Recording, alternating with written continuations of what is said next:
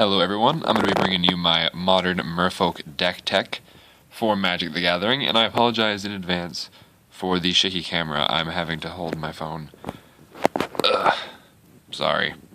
So let's just get started with the deck list. For the creatures, I play the four lords, or not the four lords, but the three lords. Mary Jerry, Lord of Atlantis, and Master of the Pearl Trident. You play 4 Lord of Atlantis and 4 Pearl Trident, and then I like to play 3 Rejerry. 3 Rejerry only gives other Merfolk you control +1, and he has this cool interaction where when you play a Merfolk spell, or cast a Merfolk spell, you can tap or untap a target permanent on the field, and that works really neat with another card in the deck I'm going to show. And then Lord of Atlantis, he says all other Merfolk gain Island Walk and +1. He is less useful in the mirror because he says all other, so everyone on the field gets the +1 on the Island Walk. So in the mirror, obviously that isn't that great, but Pearl Trident and Rejerry both say you control, so they specified that only the Merfolk creatures you control get the +1 and Island Walk. So, yeah, I hope you get what I'm trying to say there. These guys are more useful in the mirror than Lord of Atlantis, but all around they're all great cards.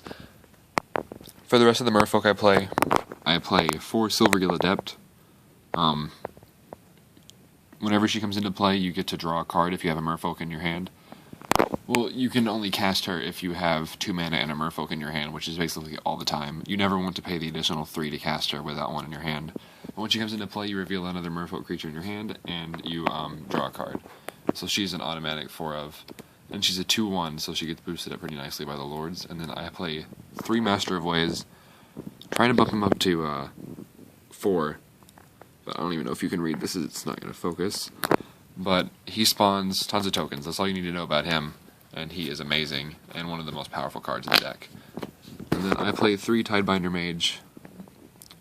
Whenever she comes into control, you tap a red or green creature your opponent controls, and they never untap.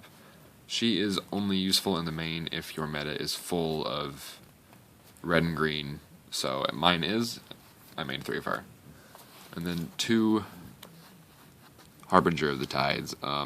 He has a really cool interaction with Rejerry, and he is really useful at stopping the twin combo, and he's a really great card overall, and I think he's an automatic 2/of in every Merfolk build. And then for the last creature is I play 1 Kira because it's great.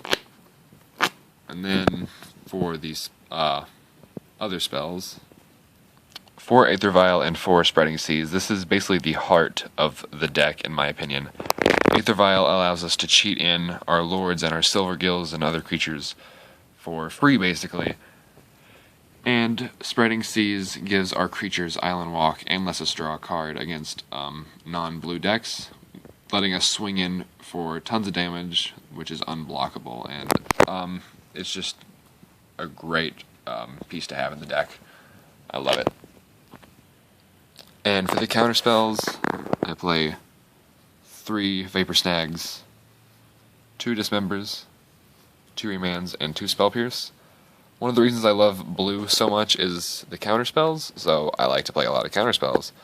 This isn't really a blue counterspell, but it's still really good in the deck. You pay 1 mana and 4 life, and you get to pretty much just destroy anything on the field that isn't above a 5/5, which is most things. Then 2 Remand because I love Remand, and then 2 Spell Pierce.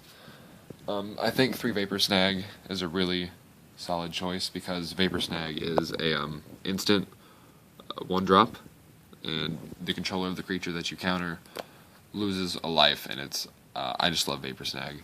It's a really easy side deck choice too, and so is Dismember. You want to side out Dismembers against Burn, Goblins, anything that's going to kill you fast and do lots of life to you fast, because this does life to you as well. So you just want to get rid of it against decks like that. For the lands, here are my non-basic island lands. I play 4 Wonderwine Hub because I only play Oboro and Manamo. I don't want to drop $20 on Manamo, So I thought just playing a playset of Wonderwine Hub would be better than just dropping $20 on another Land I don't really need. And then 4 Mutavaults, this is another essential piece of the deck.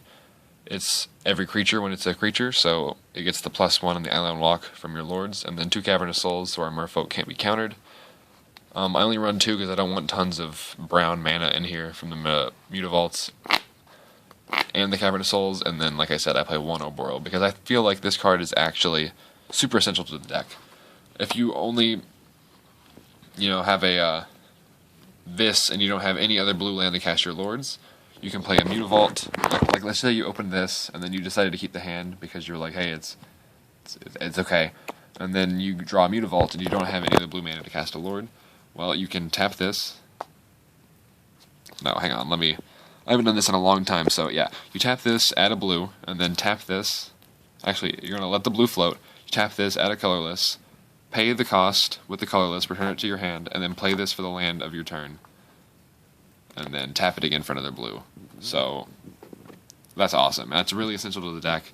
Well, not really essential, but it comes up every now and then, when it does, it's really useful. So, yeah. And obviously, I messed up in my explanation of the little trick. You don't play Mutavault and do this the turn that you do this, because you have to tap this for blue, and then tap this for colorless, and then bring this back, and then play this as the land for your turn, and tap it for another blue. So, that wouldn't really work if you played Mutavault that turn. But you get the gist of it. And then, where are my islands? I just had them. Oh, here they are. 9 islands. I play 20 lands. I'll probably take out one of my lands for a 4th Master of Waves. Thank you for watching. I hope you enjoyed my Merfolk deck tech, and subscribe for more. Not really. I'm not really a channel. I just like to make these to look at my decks later down the road. That's just what everyone else says. I was kind of peer pressured.